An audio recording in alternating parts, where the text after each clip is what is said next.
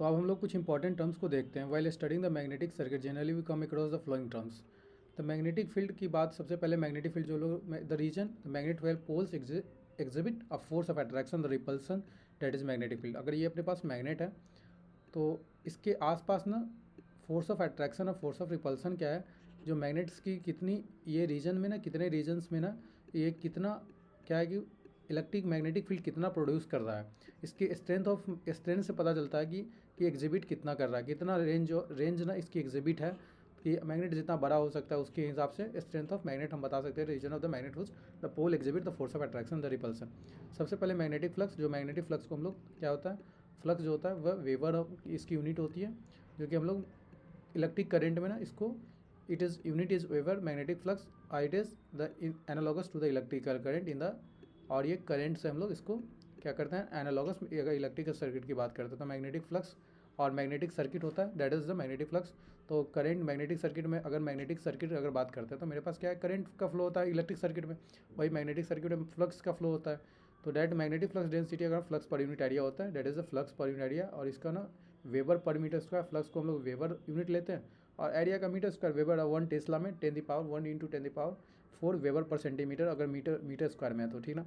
Permeability हम लोग देखते हैं, परमेबिलिटी क्या होता है, ability to the material to conduct the magnetic line of force through the, it is the permeability of the material. Permeability होता है म्यू आर, और mu it is generally mu, अगर हमारे पास ना परमेबिलिटी ऑफ एयर और vacuum के लिए जो लेते हैं हम लोग mu naught into 10⁻⁻7 henry per metre लेते हैं, ठीक ना। तो ये अपने पास परमेबिलिटी होता है, जो कि permeability of the material greater its conductivity of the magnetic line of force and vice versa, ठीक ना।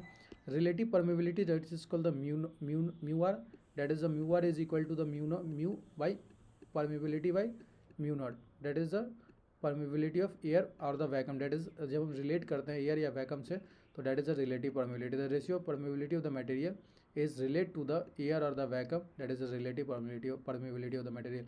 mu naught by mu naught is 1, that is air by vacuum, or air by it is a permeability, mu naught by 1, it is relative permeability of non magnetic material also 1।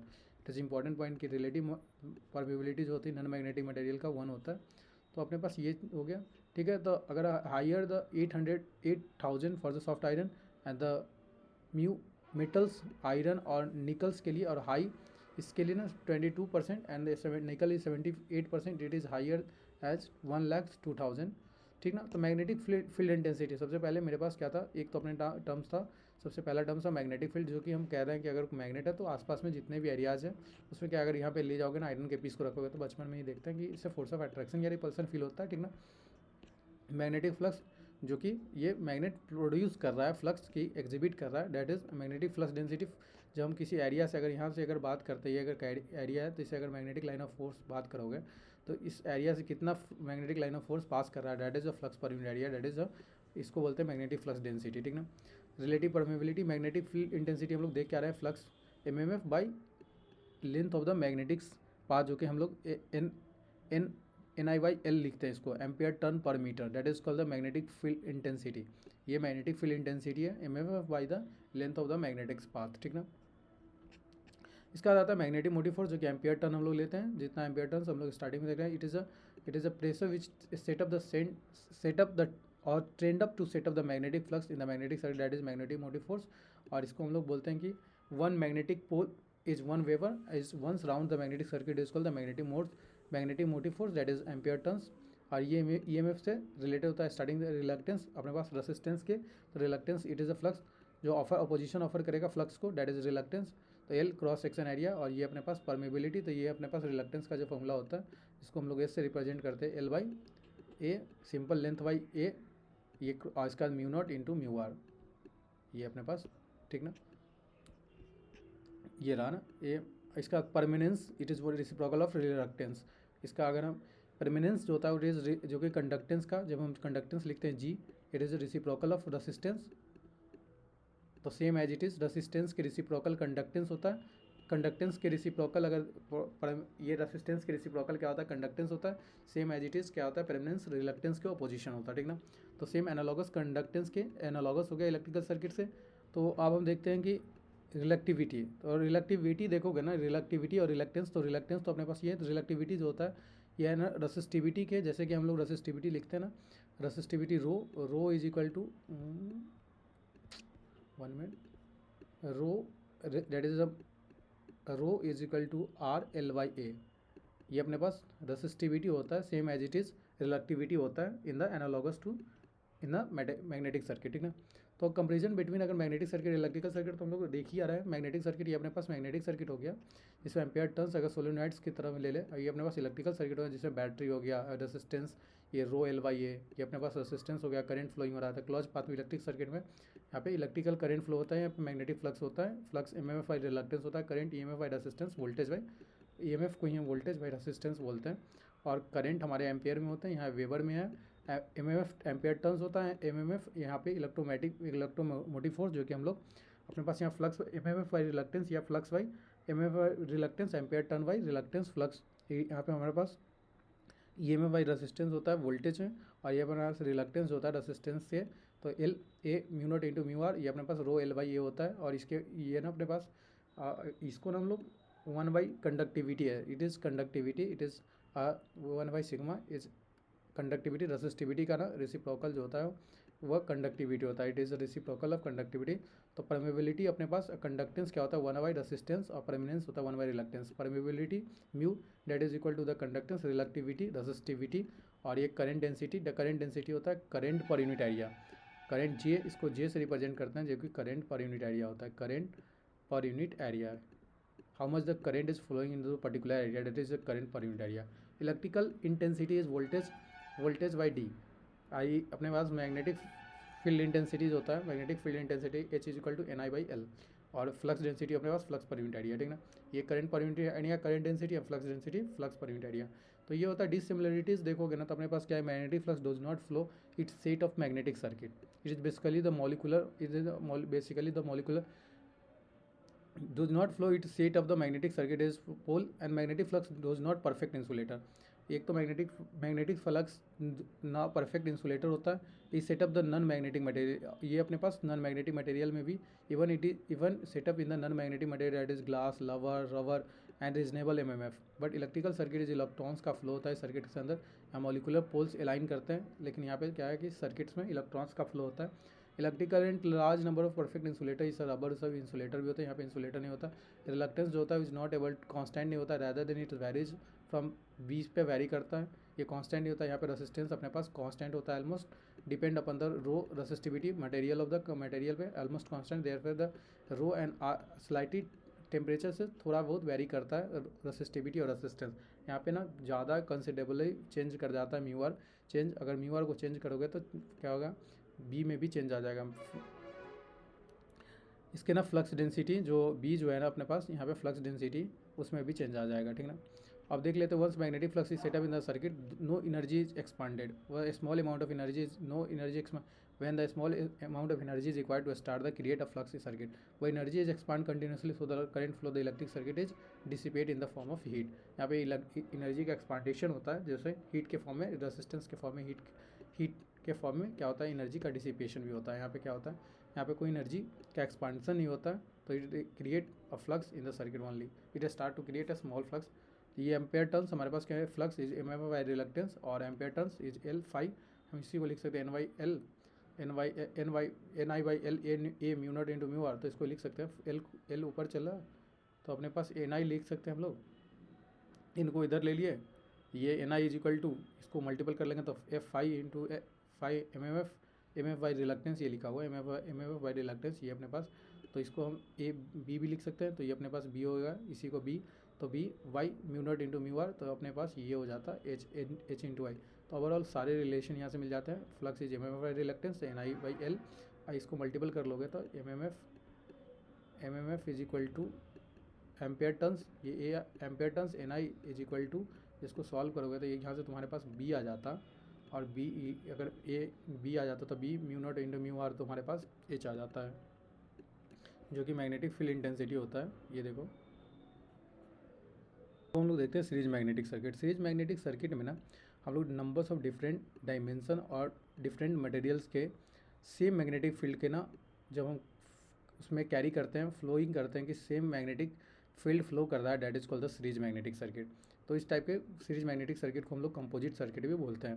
तो देखो इसमें different dimension, इसका ना length क्या हो गया, अगर length हमारे पास है तो इस सब के ना लेंथ L1 है, इसका ना इस अगर हम इस पोर्शन की सिर्फ बात करते हैं ये बड़े वाले पोर्शन की, तो मेरे पास इसका ना लेंथ क्या है, इस मटेरियल का ना, इस मटेरियल का लेंथ क्या है, इसमें जो हमारे पास टर्न है n टर्न्स, हम ना इसमें क्या है कि n टर्न्स के ना इसमें करंट का फ्लो I फ्लो किए तो एक फ्लक्स बनाया, जो फ्लक्स ठीक ना, तो सेम क्या कर रहा है ना मैग्नेटिक फील्ड ना, that is magnetic carrying the same magnetic field, ठीक है।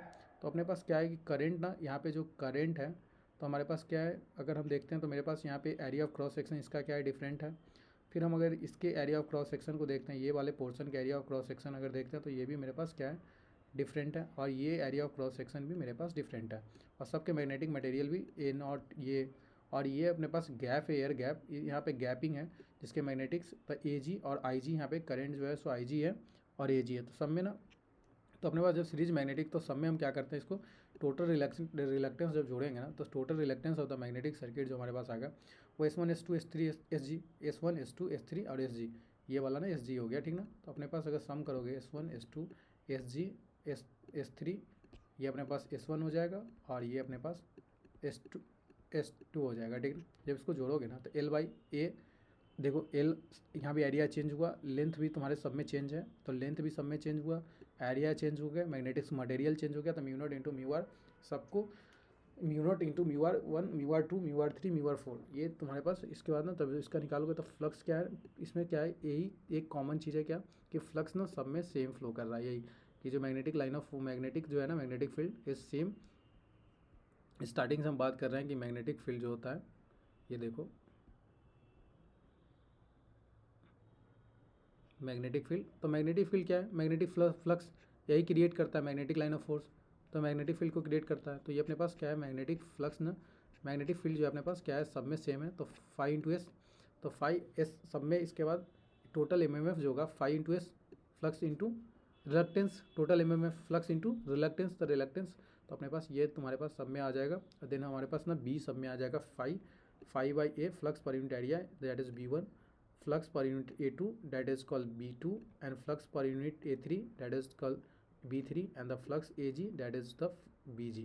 तो ये अपने पास सबके, तो ये अपने पास H1 L1, ये वैल्यू हमारे पास क्या होता है, B1 B mu naught into mu R1 that is called H1 I1 L1 length, H2 L2 H3 L3, ये IG, ये अपने पास क्या होता है टोटल रिलक्टेंस। अगर हम निकालते हैं तो मेरे पास इस तरीके से टोटल रिलक्टेंस फ्लक्स, तो ये टोटल एमएमएफ निकल गया, total MMF of the circuit, ये total reluctance of the magnetic circuit, ये टोटल एमएमएफ निकल गया मेरे पास इस सीरीज सर्किट का, ठीक ना। तो सीरीज मैग्नेटिक सर्किट के अब हम पैरेलल में देखते हैं ना, तो मेरे पास क्या होता है, 2 और मोर पैरेलल पाथ होता है। ये मैग्नेटिक सर्किट 2 और मोर देन पाथ, अपने पास क्या था, इसमें सिंगल पाथ था, इसमें एक ही पाथ था, और सब में ना ये जो पाथ था, तो इसमें क्या है, फ्लक्स का जो फ्लो हो रहा था एक ही फ्लक्स फ्लो कर रहा था। तो अपने पास यहाँ पे क्या है ना कि अलग अलग फ्लो करेगा द मैग्नेटिक्स 2 और मोर path, a magnetic flux is parallel, the magnetic circuit behavior is compared to the parallel circuit। तो parallel circuit a current carrying coil is a central limb, इस central limb से n turns, और ये अपने पास तो flux φ1, इसमें flux φ2 और ये फ्लक्स φ3, तो सबके अगर हम फाइंड आउट करेंगे तो सेंट्रल लिम्स, तो देन हमारे पास ना क्या है कि अगर हम सबसे पहले पाथ वाइज कंसीडर कर ले, तो the coil is set up in magnetic flux that is φ1 in central limb which further divide into 2 path that is called ADCB और AFEB, या हाँ AFEB डेट इज़ फ्लक्स 3। तो अपने पास ना φ1 जो हो जाएगा, φ1 इज जैसे हम करंट का ना डिस्ट्रीब्यूशन करंट, आई करंट अगर निकल रहा था तो आई करंट से ही जो करंट क्रिएट हो रहा था, आई से I1 और I2 same as it is, क्या है यहाँ पे वही है, फ्लक्स तो वही काम कर रहा है करंट की तरह। हम अभी बात करके आ रहे हैं कि जो अपने पास करंट जो है ना वो फ्लक्स के, ये क्या है, इलेक्ट्रिक करंट और मैग्नेटिक फ्लक्स जो है एक दूसरे से क्या है, अगर क्या है, एक तरह से हम लोग बोल सकते हैं कि जो इलेक्ट्रिकल सर्किट में same as it is magnetic flux is, similarities होता है इलेक्ट्रिकल सर्किट के साथ, ठीक ना। तो हम देख रहे हैं ये, तो अपने पास ये फ्लक्स निकालोगे तो इसके बाद ये जो रिलक्टेंस आ जाएगा, तो रिलक्टेंस ऑफ पाथ ए, हम हर पाथ का अगर फाइंड आउट करते हैं तो मेरे पास क्या है ना, अगर मेरे पास लेंथ इसके लेंथ L3 है, और ये अपने पास तो L3 इसके पूरे का ना लेंथ L3 दे रखा है, और फ्लक्स φ3, और ये अपने पास एक पाथ ये हो गया जिसके पास फ्लक्स L2 और ये अपने पास और दूसरे वाला मेरे पास ये वाला सिर्फ लाइन है, ठीक ना।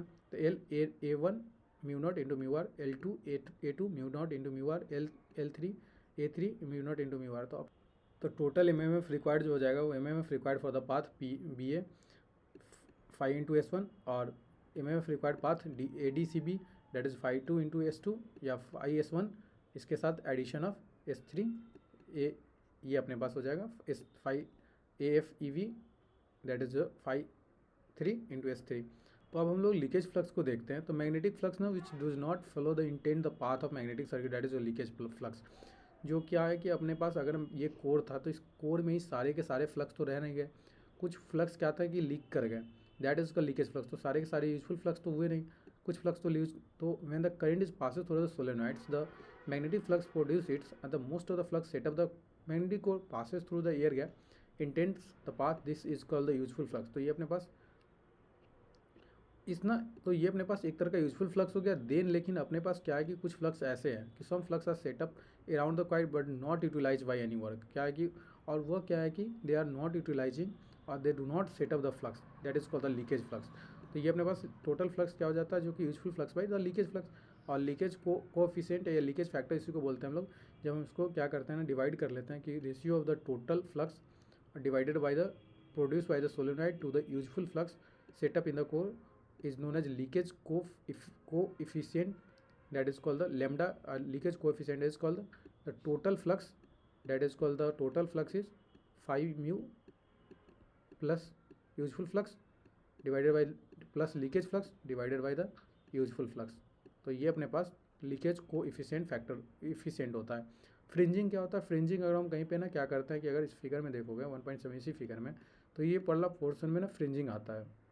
एक्चुअल क्या होता है, when the useful flux when set up in the air gap there is air gap there is a spacing यहाँ पे होता है स्टेंड द बल्ज टुवार्ड्स। तो ये थोड़ा सा क्या है कि बाहर की तरफ दोनों एयर गैप यहाँ पे होने की वजह से दोनों it is bulging towards B dash and B since the magnetic line of same direction repel each other और there are a bulging outs और the B and B dash is the magnetic line of set up in the same direction repel each other the increase the effective area. इससे क्या होता है कि अपने पास जो core का एरिया था वो क्या एरिया क्या हो गया, अब इतना बड़ा हो गया। पहले क्या था, ये एरिया इतना था, ये अपने पास एरियाज था। अगर हम बात करते हैं कि मेरे पास कोर का एरिया क्या था, कोर का एरिया ही क्या था, ये था सिर्फ, लेकिन ये एरियाज क्या हो गया, बड़ा हो गया, तो डैट इज़ बल्ज हो गया, बल्जिंग आ गया, उसी को बोलते हैं फ्रिंजिंग। तो डैट्स एयर गैप क्या होता है ना, इफेक्टिव एरिया जो होता है इंक्रीज कर देता है। और उससे क्या होता है, जब एरिया इंक्रीज करेगा तो फ्लक्स डेंसिटी क्या करेगा, डिक्रीज कर जाएगा। क्योंकि फ्लक्स डेंसिटी क्या होता है, फ्लक्स डेंसिटी होता है flux per unit area, flux per unit area. अगर फ्लक्स इंक्रीज करा तुम्हारे पास, अगर क्या होगा कि अगर यहाँ पे एरिया इंक्रीज करोगे, एरिया इंक्रीज करेगा तो तुम्हारे पास क्या हो जाएगा, फ्लक्स डेंसिटी ओवरऑल क्या कर जाएगा, डिक्रीज कर जाएगा, क्योंकि इन्वर्सली प्रोपोर्शनल होता है। This effect is known as fringing और the fringing directly proportional to length of air gap. ये डिपेंड करता है लेंथ ऑफ एयर गैप पे, ठीक ना। तो ये अपने पास पूरा का पूरा थ्योरी हो जाता है मैग्नेटिक लाइन ऑफ, इतना ही पढ़ना होता है पहले चैप्टर्स में, इतने ही कुछ है, इससे ज़्यादा कुछ नहीं है, ठीक ना। एक न्यूमेरिकल देखते हैं, देन हम सारे न्यूमेरिकल को नेक्स्ट लेक्चर में देखेंगे, ठीक ना। तो ये अपने पास आयरन का रिंग है जो कि 400 सेंटीमीटर, मतलब इसमें देयर मीन्स सर्कमफ्रेंस दे रखा है। ये अपने पास एल दे दिया, ठीक है, दैट इज़ 400 सेंटीमीटर। इसको हम लोग 4 मीटर भी ले सकते हैं, 1 मीटर में 100 सेंटीमीटर के हिसाब से। आयरन का क्रॉस सेक्शन एरिया दे रखा है, ये हमारे पास दे दिया, इसका क्रॉस सेक्शन एरिया दे रखा है, ठीक ना, इसका क्रॉस सेक्शन एरिया दे रखा है। एब्सोल्यूट परमेबिलिटी मेरे पास 4/10⁻⁷ होता है। अब हमारे पास पूछा क्या है, इट इज परमेबिलिटी दे रखा है, इसका म्यू दे रखा है permeability, that is called the relative permeability, that is mu naught mu r, that is the permeability and it is required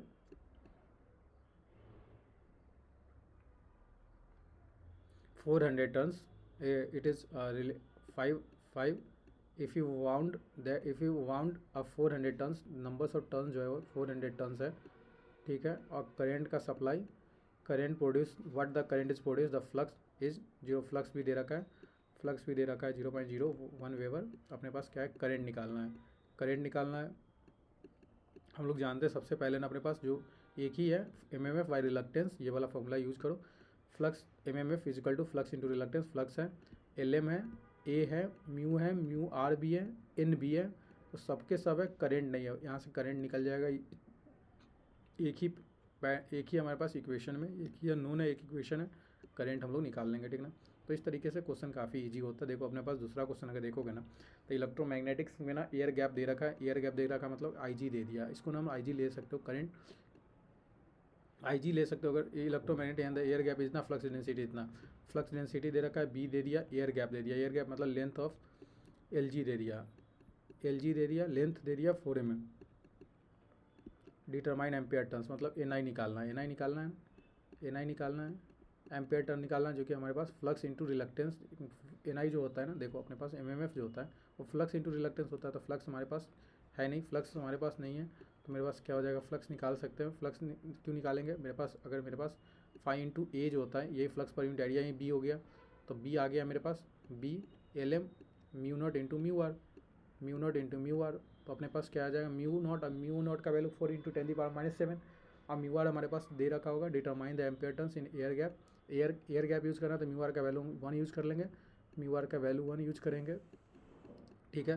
तो अपने पास B, तो अपने पास ये हो गया B, म्यू आर भी हो गया, mu B into IG, B अपने पास हो गया फ्लक्स डेंसिटी 1.3, और IG हो गया IM, जो IG हम लोग यूज़ किया सो LM IG इंटू 4 इंटू 10⁻⁷, ये दोनों मल्टीपल कर लो और डिवाइडेड बाई म्यू नॉट, तो ये अपने पास जो आ जाएगा एम्पेयर टर्न्स। तो ईजी होता है, सारे प्रॉब्लम ईजी होते हैं, हम सारे क्वेश्चन को धीरे धीरे करके डिस्कस कर लेंगे। तो आज के लिए इतना ही रखते हैं स्टूडेंट, और कल हम लोग देख लेंगे मैग्नेटिक हिस्टैरिसीस के बारे में, थोड़ा बहुत एक ही टॉपिक बच गया है, तो आज के लिए इतना ही रखते हैं, ठीक ना। प्लीज़ लाइक दिस वीडियोज़ और subscribe the channel. If there is any doubt mention in the comment box. देखो मेरे चैनल से तुम देखोगे ना, मैग्नेटिक बहुत सारे नेटवर्क पूरा अवेलेबल है, मैं अब मशीन अपलोड कर रहा हूँ, पावर सिस्टम भी काफ़ी अवेलेबल है, मेजरमेंट अवेलेबल है, देखो काफ़ी कुछ उससे सीखने को मिलेगा। इधर उधर से ना अच्छा है कि कोई बुक से रेफरेंस मैं बता रहा हूँ, और मैं टू द पॉइंट बता रहा हूँ, एक एक चीज़ को स्किप नहीं कर रहा हूँ, और कोई डाउट भी होता है तो आप कमेंट बॉक्स में मेंशन करोगे तो मैं हेल्प भी कर दूँगा। तो प्लीज़ देखो और सब में शेयर भी करो इस वीडियोज़ को, ठीक ना, और चैनल को सब्सक्राइब कर लो, वीडियोज़ को लाइक करो, ठीक ना। कोई डाउट होता है तो कमेंट बॉक्स में मेंशन करो, ठीक ना। वही बात फिर से, चलो फिर ठीक है, आज के लिए इतना ही रखते हैं, थैंक यू।